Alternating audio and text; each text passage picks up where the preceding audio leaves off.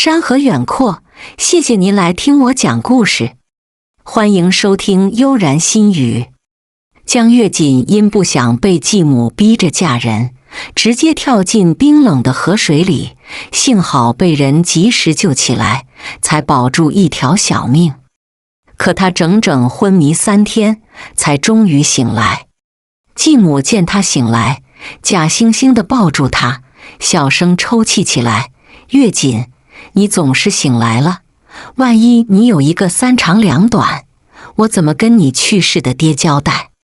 江月锦苦涩地笑着，还有直勾勾的眼神，样子十分诡异，吓得继母倒抽一口凉气：“月锦，你别吓娘，说句话行吗？”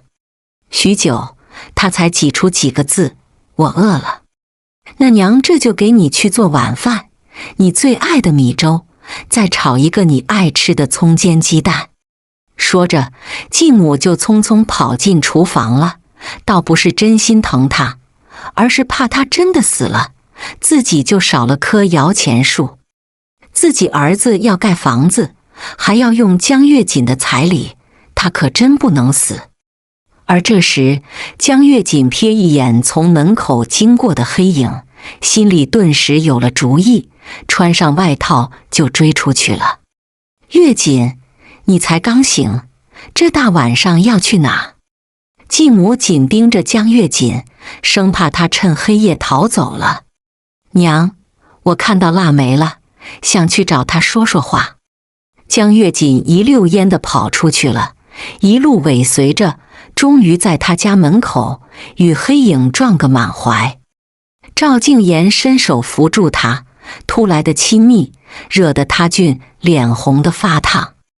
他因为身体虚，这会儿大口地喘着粗气。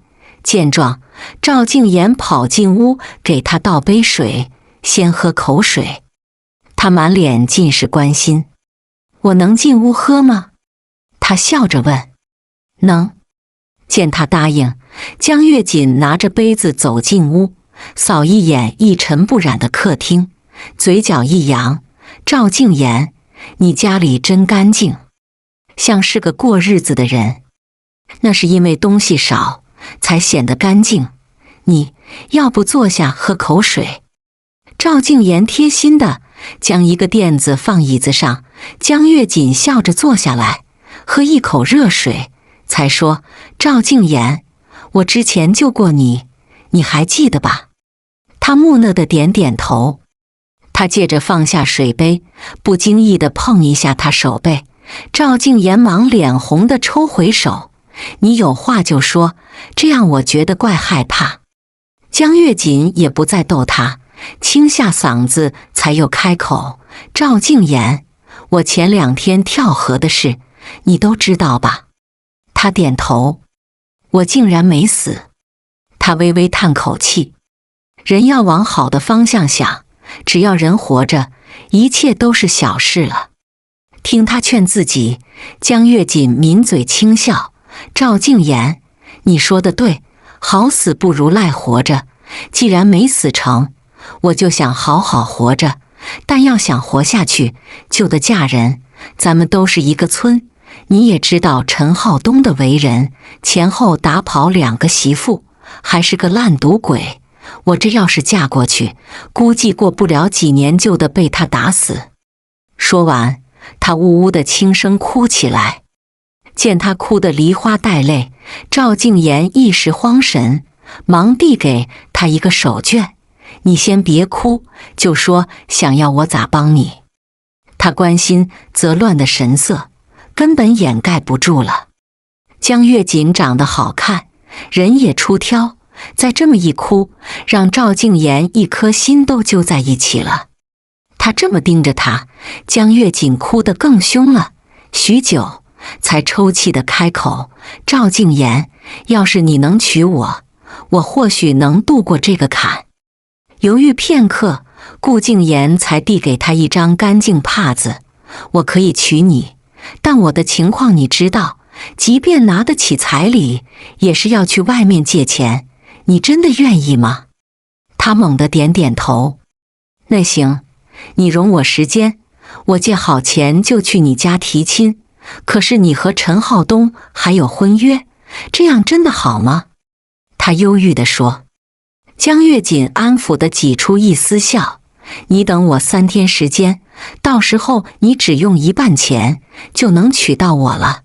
不过你会真心待我吗？我是一个孤儿，你曾经还救过我，只要你不离，我定不弃。他说完情话，脸颊刷得红了。见状，江月锦踮起脚尖，在他俊脸亲一口，才一脸满足的笑笑。那我先回家了，赵静言，别忘了我们的约定。送走了江月锦，赵静言脸颊竟越发烫了，望着皎洁的月光，他渐渐地陷入沉思了，期待着未来的生活，不自觉地傻笑了。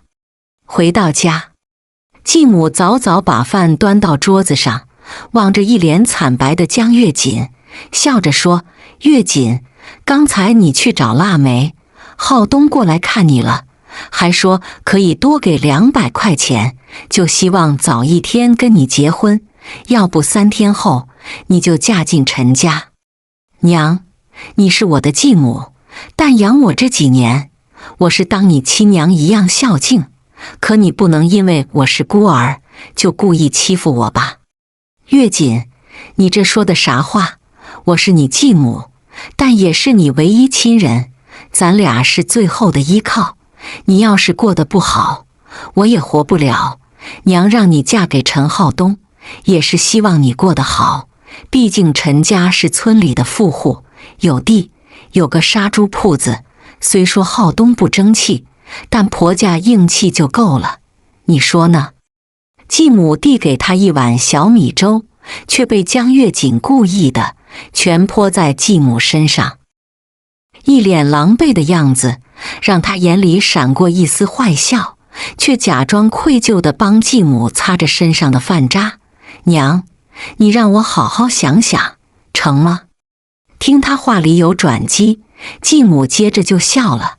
那行，你昏迷刚醒，今晚先对付吃口，明天娘给你熬鸡汤，一定把你养得白胖健康，人见人爱。因为江月锦说是考虑这几天的日子过得还算安稳，可到晚上，继母就开始装头晕，一副活不了的样子。娘，你这是咋了？他也装傻地问。继母抬眸望向他，月锦，娘病了。嗨嗨，你要是再不嫁给陈浩东，娘估计都等不到你出嫁的那天了。呜呜。说完，他就小声哭起来。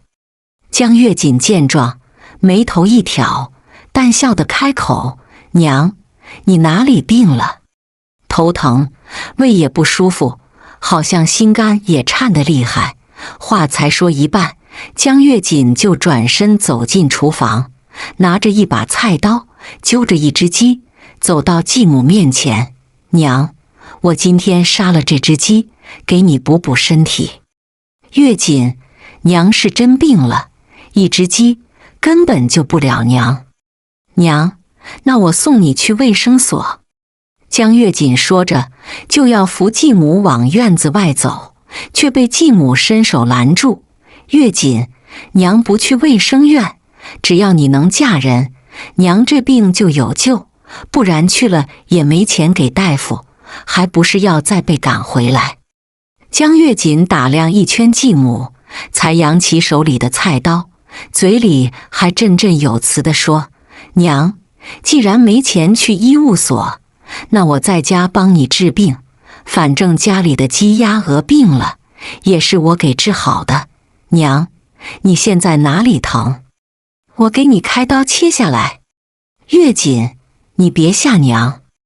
正在这时，陈浩东从外面走进来，手里提着一盒糕点，笑呵呵的要打招呼，却被江月锦狠狠地瞪一眼，吓得立马闭嘴了。陈浩东，你快救我！江月锦疯了，他要拿刀砍我！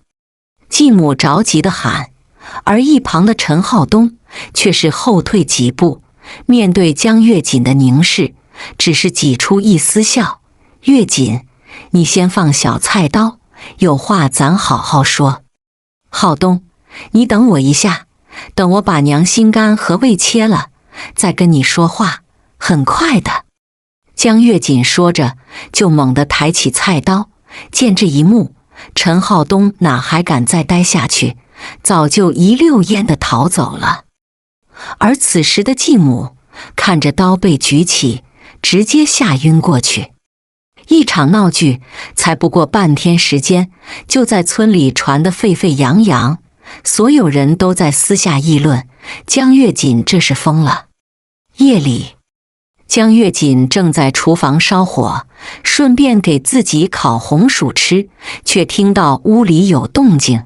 他一脸激动地跑进屋，笑着来到床边：“娘，你醒了。”月锦，娘，这是在哪？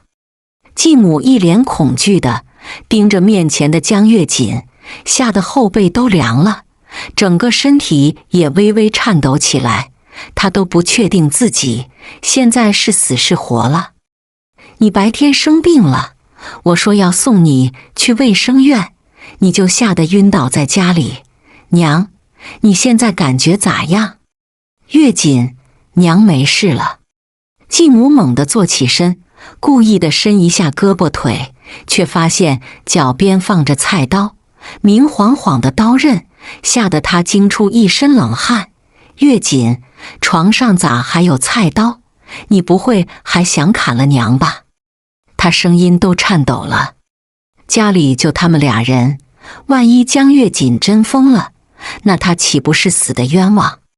继母见江月锦没吱声，眼直勾勾地盯着菜刀，还傻傻地笑着，心里咯噔一下，忙开口说：“月锦，娘不催你嫁人了，你想在家待多久就待多久，你就是待一辈子，娘也养得起你，只要你别犯病了。”这话让江月锦嘿嘿一笑，顺势收起菜刀：“娘，我就是着急救你，才把菜刀随手放这里。对了，陈浩东来退婚了，还要咱们把彩礼退给他。娘，这钱是你收的，娘退给他。月锦，只要你好好的，娘以后都听你的。”继母吓得嘴唇都哆嗦了。行吧，那我回屋躺会儿，今天折腾这么久，我是真累了。江月锦拿着菜刀走了，他身后的继母才长吁一口气地瘫坐在床上，心里不禁想：万幸他够命大，不然今天就真被砍死了。隔天清晨，江月锦正在洗脸，就听到继母开门跟人打招呼：“小赵，你咋来了？”“伯母，我来见江月锦，她在家吗？”赵静言脸红地问。继母笑着点头：“在家，我去给你叫她。不过你从未来过我们家，这次找月锦是有啥重要的事？”嗨嗨，赵静言被问得轻咳一声：“伯母，我是来提亲的。”“你要娶月锦？”他木讷地点点头。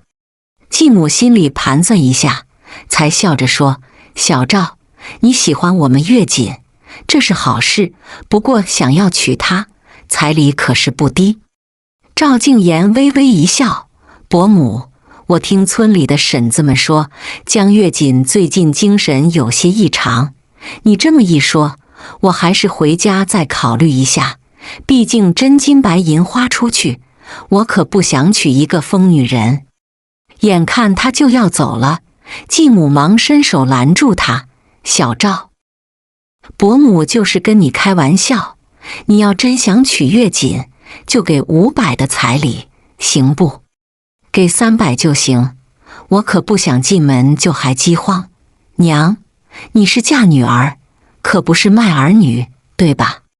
江月锦笑着走进院子，手里拿着一把菜刀，另一只拿着一个白萝卜，像是在做饭的架势，但更像要砍人，就吓得继母结巴的打圆场：“月锦，你和小赵商量好了，娘没话说，你们聊吧。说完，他想要走出院子，就听身后的江月锦来一句：小赵，你来屋里坐坐，咱俩商议领证的事。赵静言跟着他进屋，刚关上门，就听江月锦扑哧笑了。他就这么静静看着，越发觉得他长得好看了。你看够了吗？他脸红的低下头，而江月锦并没打算发过他，伸手抬高他的下巴。赵静言，咱俩要是结婚，别人笑话你娶一个疯女人，你会后悔吗？赵静言摇摇头，我为啥要后悔？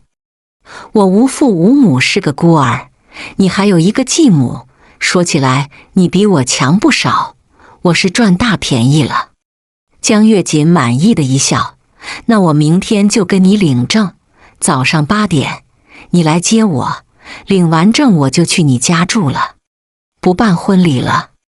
他笑着摇头，不整那些虚头巴脑的，咱俩把日子过好才是最重要的。我再在家里住下去，估计我娘要真被吓疯了。行，我听你的。隔天一早，赵静言就骑车来接江月锦，继母站在一旁，像是舍不得女儿，但心里最委屈的是，本来1000的彩礼，现在对半的钱也没拿到，总觉得他吃大亏了。但一想到江月锦的疯批举动，他突然觉得能拿到300，总比烂在手里强得多。办完结婚证，江月锦就跟着赵静言回他家了。望着干净整洁的小院，他心里一阵荡漾。离开继母，能有一个遮风挡雨的地方，就是自己最想要的生活了。我去炒菜，你先回屋歇歇。从登记那刻开始，赵静言在心里发誓，以后家里的家务他都全包了。虽不能给江月锦最好的生活，但一定要让她过得安稳顺心。那我去收拾屋子。江月锦提着自己行李，就大方地走进卧室，望着一水新的床上用品，他脸色一红，想着晚上要做的事，小脸更红得发烫了。想不到她死里逃生，竟匆匆嫁给了一个糙汉，家里穷得叮当响。但为了娶她，赵静言也是凑足了彩礼，还给村里老少发了喜糖，该有的礼数一丁点没少，看得出来是打心眼里想娶她。晚饭端上桌，赵静言刚放好碗筷，江月锦就拿着一瓶酒从外面回来，笑呵呵地迎上他眸子。今晚是大喜的日子，咱俩喝一杯。他笑着点头。江月锦举起酒杯，微抿一口白酒，才笑着说：赵静言，以后我们就是夫妻，同甘共苦，我会陪你一起过好日子。说完，他高兴地把一杯酒喝光。慢点喝嘛，小心喝醉了。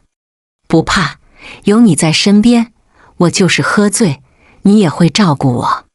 他甜甜的一笑，让对面的赵静言看的眼神都吃了。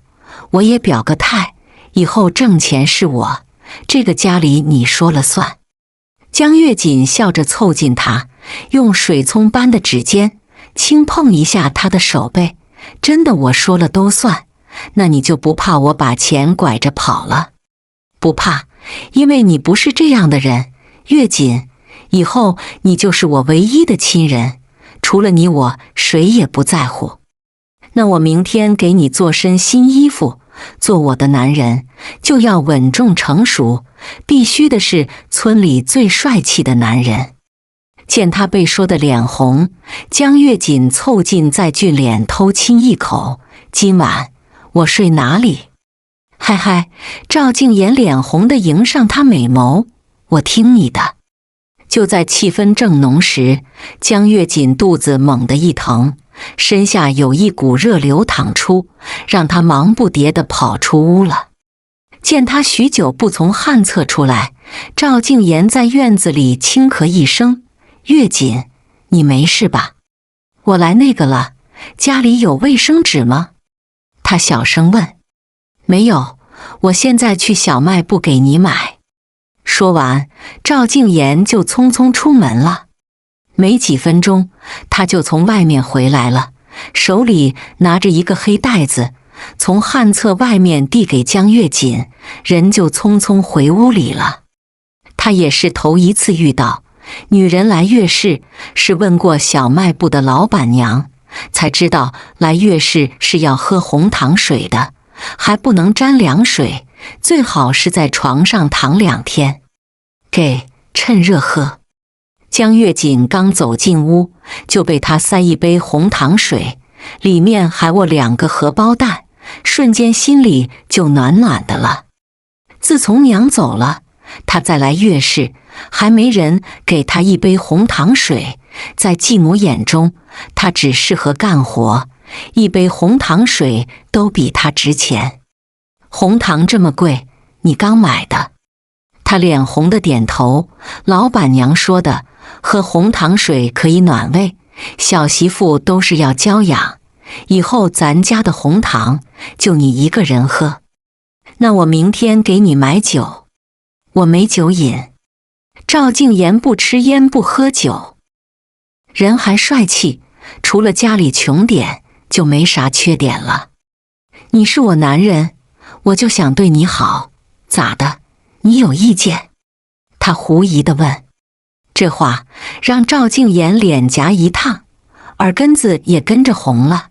今晚你就在这屋睡，我去隔壁的房间休息，怕我晚上打呼噜影响你睡眠。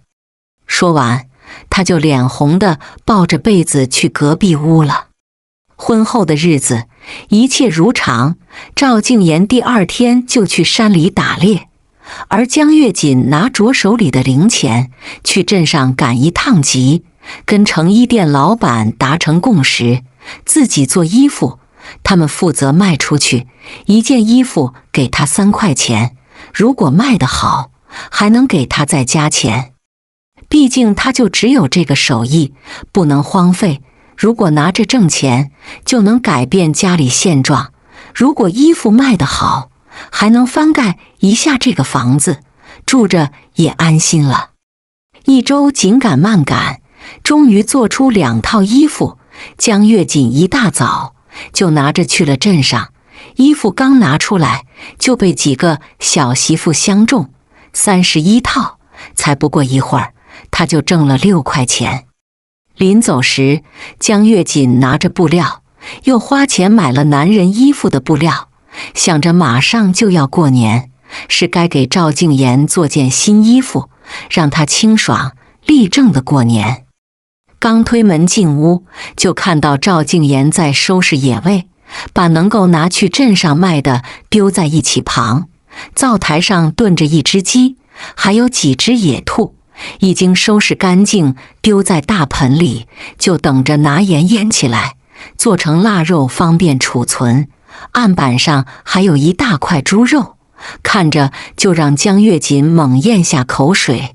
在过去的1年里，他可是1年没见荤腥，唯一能看到的鸡蛋也被继母拿去卖成钱，一分不少的装在兜里，连钱的面也不让他见到。江月锦1年到头就是靠着养几只兔子，帮人做衣服，换些零用钱，哪想到继母趁着他昏迷的那几天，竟都一股脑的拿走，让他1年的辛苦都白费了。你回来了，这是我和张哥他们分的野猪肉，除去做腊肉的，这几块你可以随意处置。赵静言是想着让他拿1块肉给继母，毕竟还是唯一亲人，别让外人说他嫁了人就忘了娘家。那我拿着去集上卖了，卖了钱也能帮你还债了。娘那里不给了？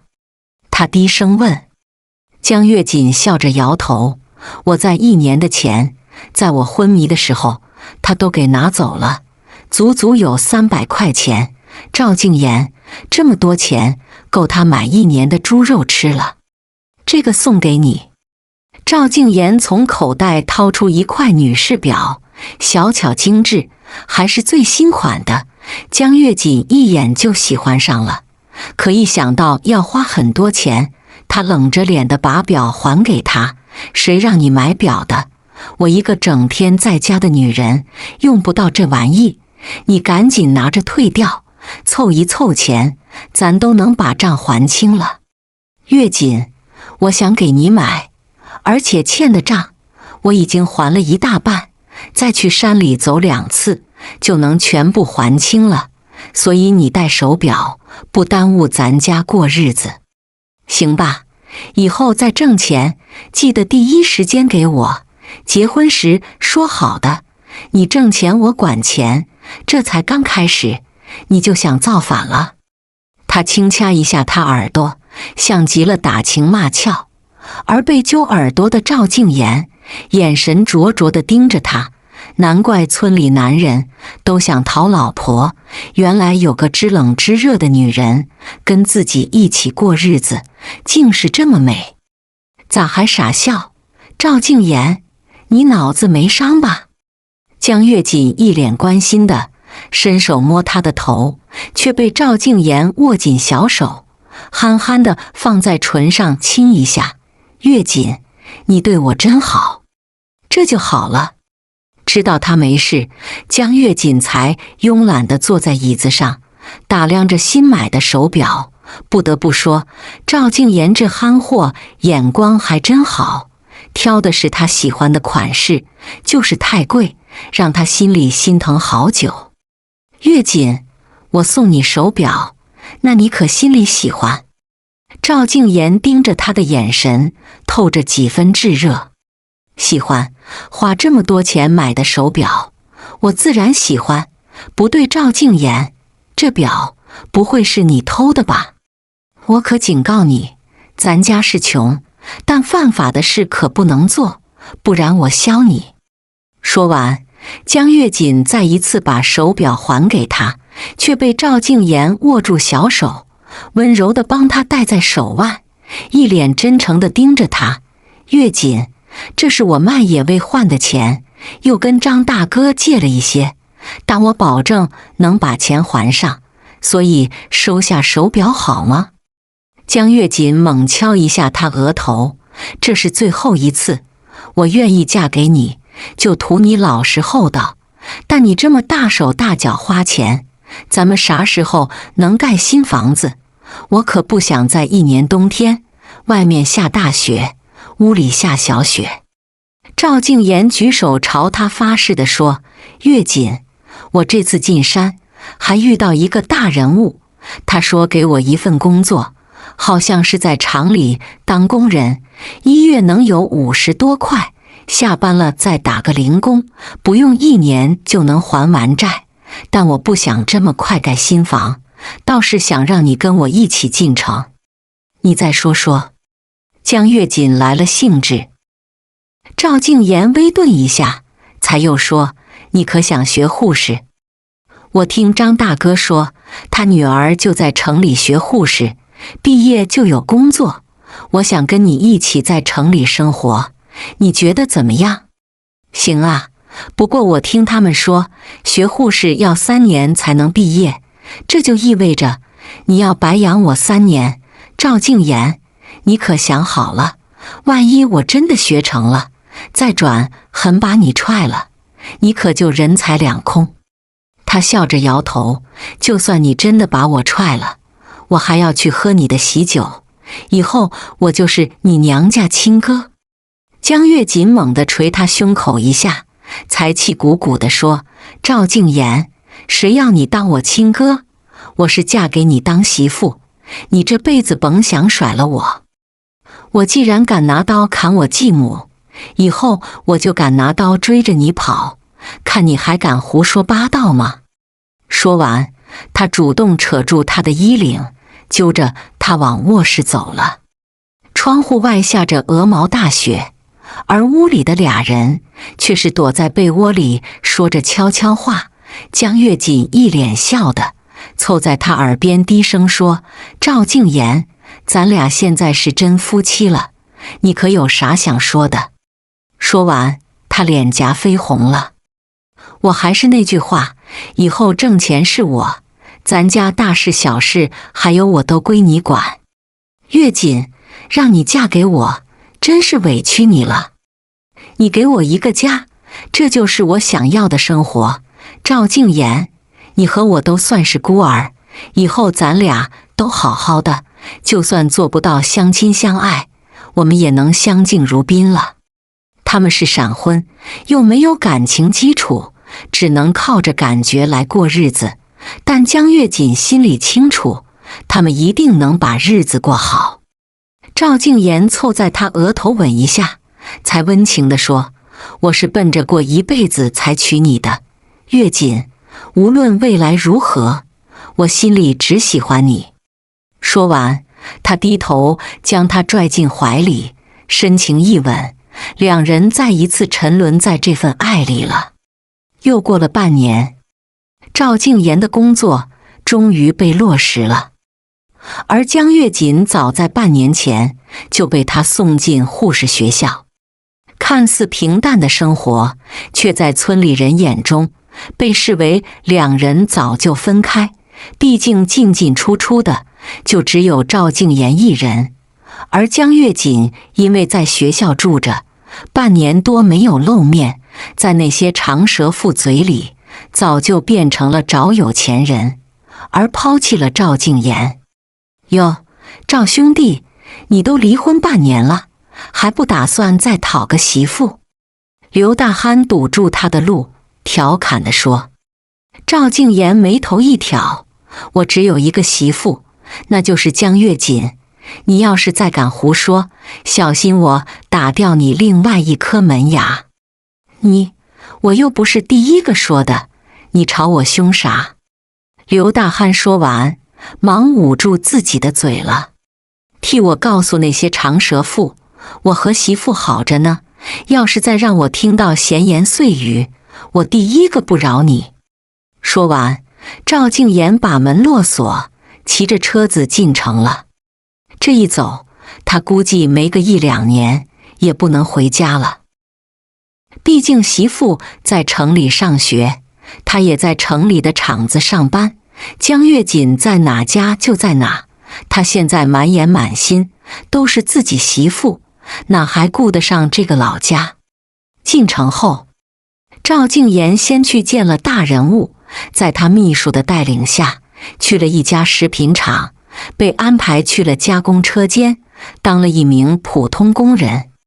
上班后的半年，他都是住在厂里的宿舍，一是为了省钱，二是为了上班方便，还能在厂里食堂解决1日3餐，生活不要太惬意了。可是他总是独来独往，就让厂里的厂花对他有了想追求的心思。某天，一个雨后的晌午，赵静言正好休息，打算洗洗自己的衣服，就被厂花刘梅堵在洗衣房了。赵大哥，我帮你洗衣服吧，你们男人哪里能洗干净衣服？说着，他就去抢赵静言的衣服，因为不想有接触，赵静言忙松开手了。看着他嘴角含笑的洗衣服，还时不时的偷看自己，赵静言只觉得浑身不自在。刘梅，衣服我自己洗就行，你还是忙自己的事吧。赵大哥，我喜欢你，帮你洗衣服是我自愿的，你要是觉得过意不去，不如请我吃晚饭。她是厂里的厂花，平常都是被男人众星捧月，还是第一次主动地追一个男人，说出表白的话，让他脸颊绯红一片了。听他说完，赵静言直接将盆子抢过来，把里面的衬衣丢进垃圾桶。你碰过的东西，我嫌脏。赵静言，你疯了？我爸是厂里的车间主任，还是他把你领进车间的？你就这么回报他的？报答他就要娶你吗？他冷声反问。刘梅苦涩的一笑，娶我就这么为难？我是厂花，还是家里独生女？你娶我就可以留在城里，难道不比现在强太多？我已经有妻子，为何要再娶你？刘梅，正好你可以帮我告诉所有人，省得我一个个解释了。说完，赵静言拿着盆子直接回自己屋了，独留下刘梅在冷风中瑟瑟发抖地站着，望一眼紧闭的房门，她委屈的眼泪直流了。还是头一次有男人无视她的好，原来有人比自己幸运，早早就嫁给赵静言。从这天之后，厂里人都知道了，赵静言已经结婚，而他妻子是个护士，但却从未见过，十分神秘。而那些曾暗恋他的女同事也已经多安分了，毕竟没哪个女孩子会想着破坏别人的家庭。但作为寡妇的张爱芳却并不在意这些，反而心里窃喜，这样一来，她就能跟赵静言做一对厂里夫妻。赵班长，我做了几个小菜，来给你送一些。赵静言并没全打开门，只是开一道缝，望着一身艳丽的张爱芳，冷漠地说，我已经吃过晚饭，这些菜还是留着你自己吃吧。正要关门，却被张爱芳用手挡住门，被挤住手后，疼得她小脸煞白，疼。趁着赵静言慌乱，张爱芳侧身走进屋里，望一眼干净的床铺，直接坐上去了，还眼含泪水地望着他。赵静言，你弄伤我手了，是你自己把手伸进去，不关我的事。赵静言，我知道你结婚了，可你媳妇从未来过，你在这宿舍里住着，少一个知冷知热的女人，不如让我陪着你。我虽是个寡妇，但不会破坏你的婚姻，只是想单纯的照顾你，陪着你。只要你愿意，我可以一直都在的。只要你……赵静言打断他的话，你想问我要钱？我陪你，你给我钱，咱俩谁也不吃亏。赵静言冷冷看他，你做这些事，厂里知道吗？你的儿女知道吗？你在老家的公婆知道吗？一连几个问题，惹得张爱芳脸色一变，管他们做什么，只要你我不说，没人知道这些事。我知道你过得很拮据，但别想着来找我。张爱芳，我很爱自己媳妇，不需要工厂夫妻。话说得很明白，张爱芳只能从床上站起来，欣赏地望着他。赵静言，你要是哪天离婚，我可以嫁给你，只要你不嫌我有一双儿女。他是打心里喜欢赵静言了，在厂里待这么久，还是头一次遇到如此痴情的男人。我永远不会离婚。说完，他将张爱芳关在门外了。赵静言这么闹过2次后，厂里的女人再没人敢去找他，大家都心里清楚，赵静言是一个痴心一片的男人，而他的心里只有自己媳妇，让人既羡慕又嫉妒。日子过得很快，不知不觉就过去3年。赵静言从厂里退了宿舍，在医院附近租一套小院，准备收拾干净了，再去接江月锦。而江月锦这边却遇到一个麻烦，他从医院走出来，就被李树阳追上来，笑着递给他一包糖炒栗子，还是热乎的，你赶紧尝尝。李大哥，我不能要。就是一包栗子，有啥不能要的？月锦，你现在医院实习，我也在医院给领导开车，咱俩关系好一些，别人都看着羡慕，你有啥不好意思的？李树阳笑得很阳光，却被江月锦给了当头一棒。李大哥，我有丈夫，而且我们结婚3年了，感情很稳定，所以真不能接受你的好意。我知道啊，你是在村里结的婚，你们俩是包办婚姻，根本没有感情。我可以等你离婚，多久都行的。李树阳痴情地望着他，我不会离婚的。江月锦苦涩一笑，一个肯为他交学费的男人，自己没理由不爱，更何况在来城里上学前，他就已经爱上赵静言，又怎会为了别人而乱心呢？别说的这么绝对，人是都会变的。李大哥，你是富裕家庭的孩子，也有很好的工作，找个门当户对的媳妇是轻而易举的事，真没必要在我身上浪费时间。说完这话，江月锦匆匆离开，留下李树阳在冷风里站着，整个人都失魂落魄了。他长这么大就喜欢江月锦一个女孩，却被当场拒绝，有种万念俱灰的挫败感。从医院出来，江月锦就拿着地址去了赵静言租的小院。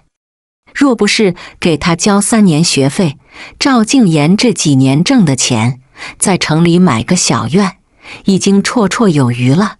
而他现在终于实习了，工资不多，但好在不用再被他养着，2个人挣钱，用不了几年，他们就能在城里安家落户了。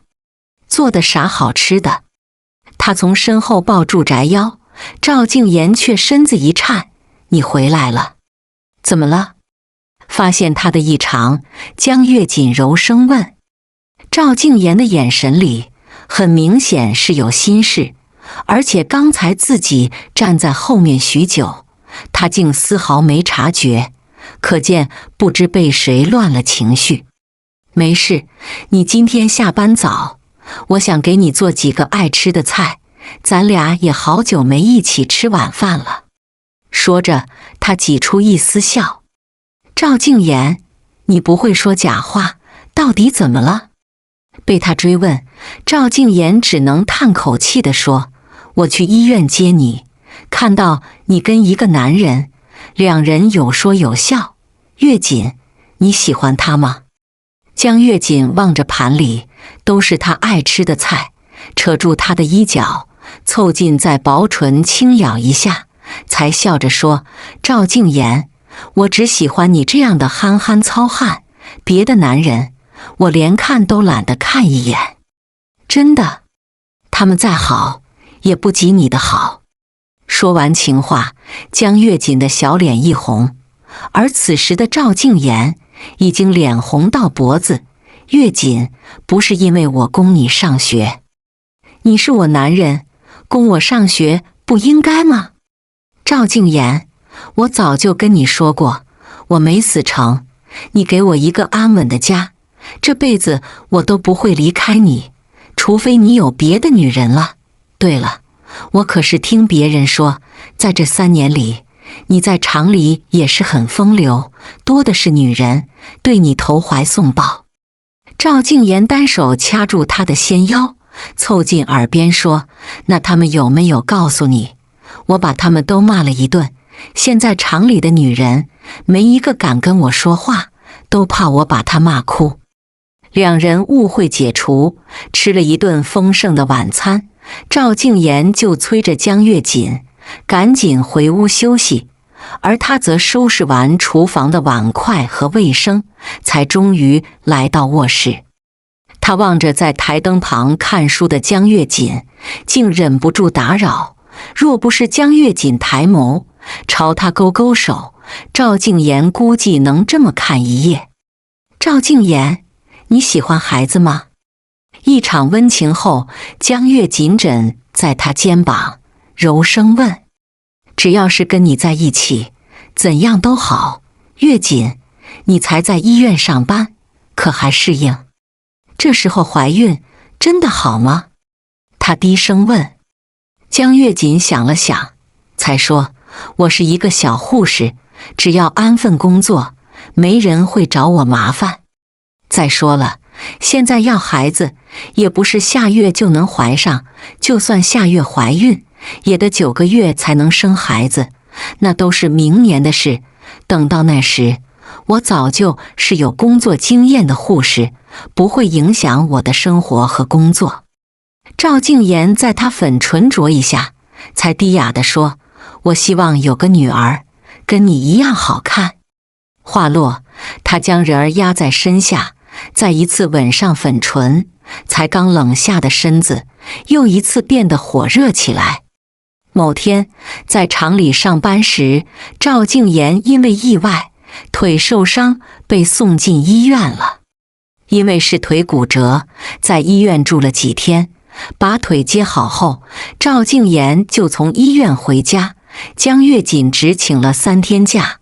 而他的腿伤最起码也要躺床上1月，所以为了能顾全家里和工作，江月锦决定雇个大婶来照顾赵静言的1日3餐，这样他就能安心上班了。赵大哥，你受伤这么严重，你媳妇也不照顾你。刘梅把水果和营养品放在桌上，挽起袖子就帮他收拾家务，却被赵静言拦住：“你不用忙，一会儿有大婶来帮忙。刘梅，谢谢你来看我，没别的事，你就先走吧。”若不是他腿脚不方便，赵静言都不会给他开门，因为门没关，刘梅才能堂而皇之地进屋，让他眉头紧皱了。赵大哥，我就是来看看你，你别多想。正在这时，帮忙干活的大婶来了。刘梅见人进屋，笑着打招呼：“婶子，今天我照顾她，你先回家吧，今天的工资少不了你的。”“那行。”婶子笑着转身走了。“刘梅，你也赶紧走。”赵静言坐在床边，手里捡起一旁的拐杖，紧紧握在手心，生怕刘梅敢冲过来。见状，刘梅竟扑哧笑了。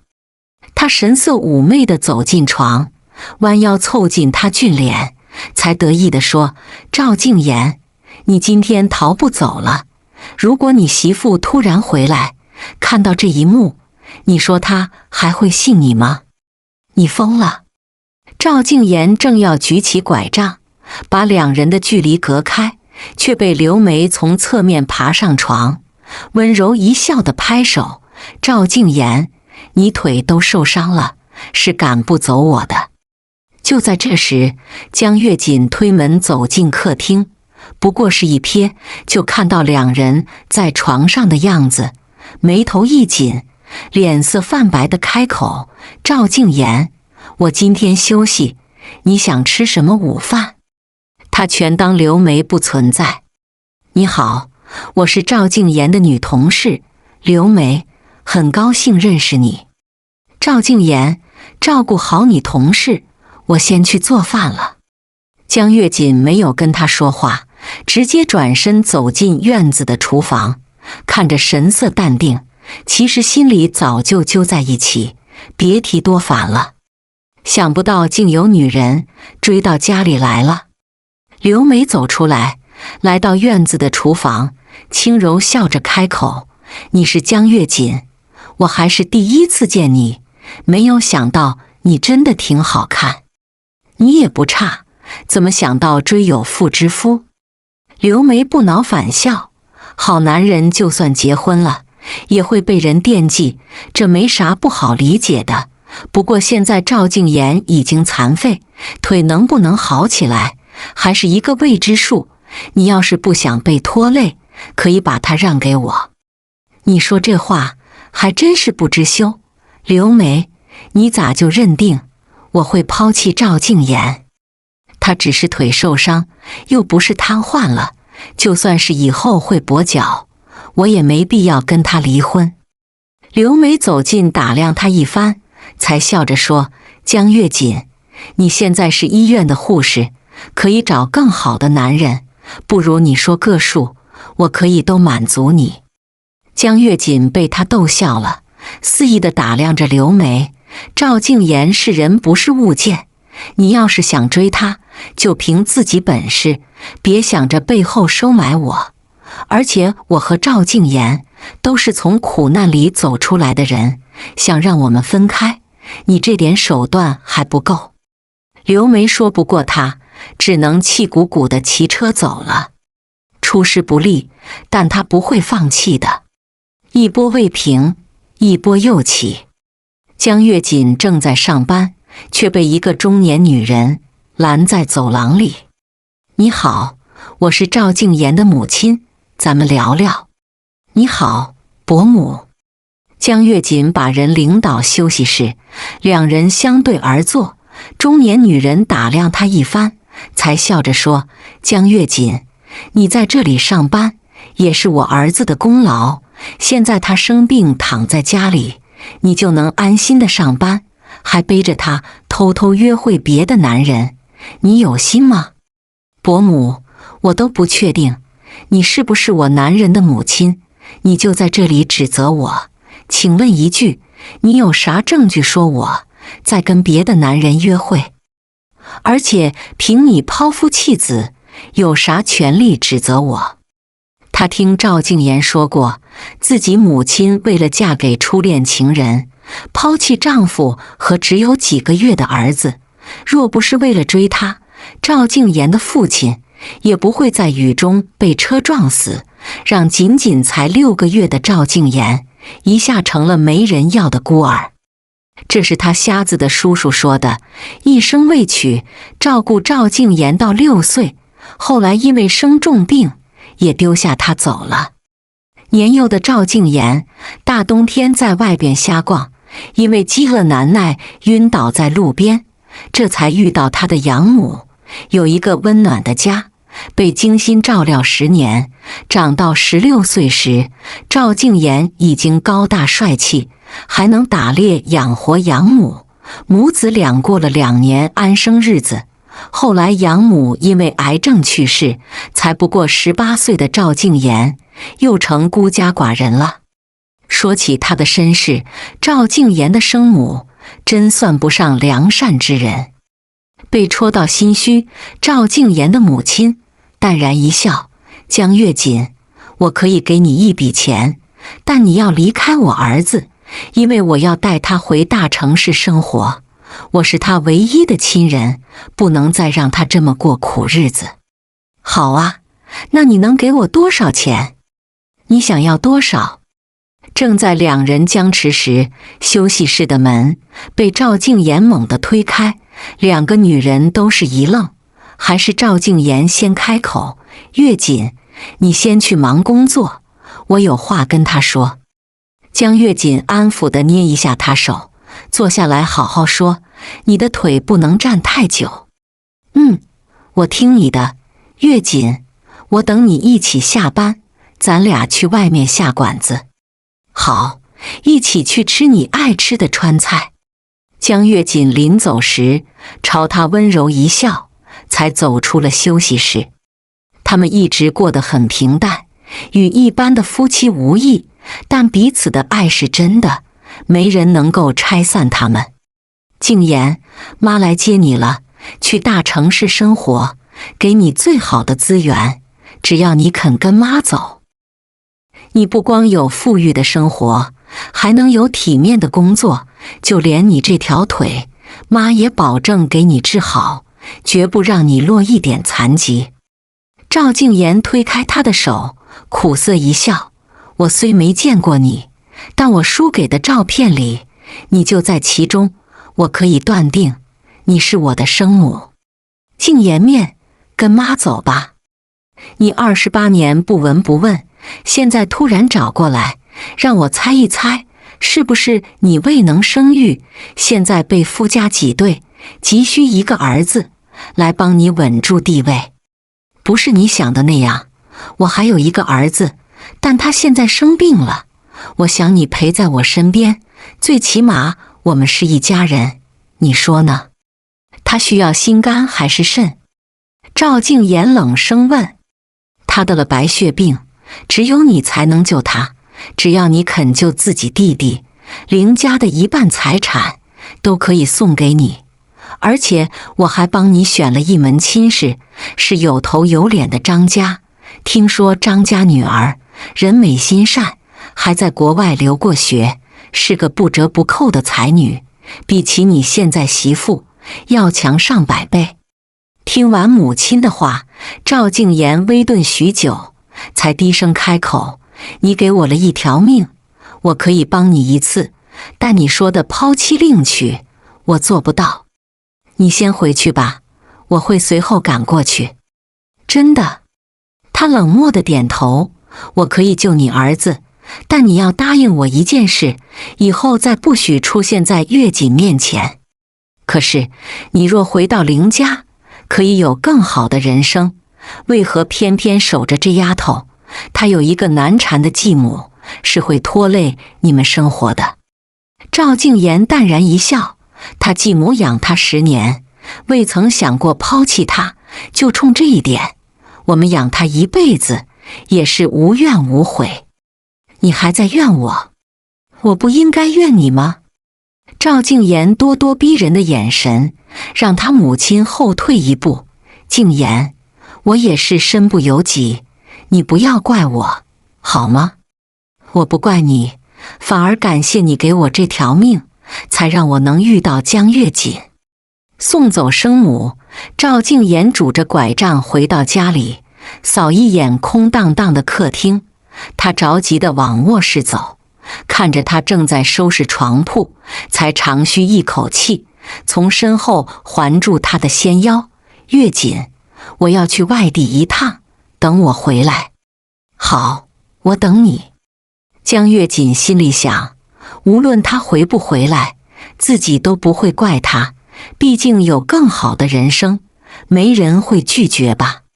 半年后，江月锦刚要下班，就被李树阳堵在车棚了。李大哥，有事找我？他挤出笑地问。月锦，我听说你的事，你也别太伤心，如果你丈夫非要离婚，我是你最后的靠山。李树阳温柔地望着他，想要伸手帮他扶住车子，却被江月锦躲开了。李大哥，我和赵静言还是夫妻，就算以后离婚了，我也不会跟你在一起，还请你放手。可我喜欢你，怎么能说放手就放手？而且我爸妈也同意，只要你离婚了，我们俩就可以结婚，我都不嫌你是二婚，你又装啥清高？我没装清高，只是不想跟你混在一起。我有啥不好？给院长开车，有的是人找我办事，与食品厂的工人相比，我不要太有能力。江月锦，你眼是瞎了吗？竟看不到我的好。李树阳趁着天黑，想要扯他的胳膊，却被赶过来的赵静言抬手给了一拳。李树阳，我忍你很久了，再敢招惹我媳妇，我见你一次打一次。不等他反应过来，赵静言已经带着江月锦离开。望着他们俊男美女的背影，李树阳猛地捶一下树干，手背伤得血迹斑斑，他却一点不觉得疼，因为此刻的心痛让他险些窒息。你松开手，弄疼我了。江月锦被拽着走到拐角处，才终于摆脱他的手，却被赵静言低头强吻上粉唇，肆意的亲吻许久，才将快要窒息的人松开，凑在耳边低哑地说：月锦，对不起，我是因为吃醋才动手打人。你打人没错，但你揪着我不放，是想家暴我吗？他苦笑地质问。见他眼神冷厉的样子，江月锦心慌地倒抽一口凉气，倒不是怕他打人，实在怕他再做出更出格的事。不过才半年未见，赵静言竟越发俊朗不凡，让他仅仅看一眼就深深被吸引了。赵静言讨好地捏一下他手心，从低声下气地说：月锦，我只怕你被人抢走，举动有些过激，原谅我好吗？我也没真怪你。赵静言，你一走就半年，可是忘了还有一个家，还有一个媳妇。我是去救人的，在医院待的这半年，无时无刻想的不是你。月锦，今天不吃川菜，去吃你最爱的火锅，成吗？他捏着小手，温柔地晃一晃，却被江月锦抽回手，猛地在他胸口捶一下，才气鼓鼓地说：赵静言，以后还走吗？你现在有妈有爸，还有一个弟弟，也算是家庭幸福的人，还想着跟我过苦日子吗？他直接摇头。是临时不走，还是永远不走了？他眼泪婆娑地问。赵静言宠溺的拭去他眼角泪水，从口袋取出一个黄金戒指，温情递到他眼前。月锦，4年前你嫁给我，没有像样的婚礼，没有任何的首饰，我总觉得愧对你了。我在大城市的这半年，听那里人说，只有戴戒指了，才能一生一世守在一起。月锦，跟我过一辈子，好吗？你这是跟谁学的？花里胡哨的。虽这么说，江月锦心里早就被感动了，眼眶湿润地伸出手，在戒指戴上的那一刻，赵静言低头吻上雪白的额头，才情意绵绵地说：月锦，有你我才有家，这辈子能娶到你，我真的赚翻了。全剧终。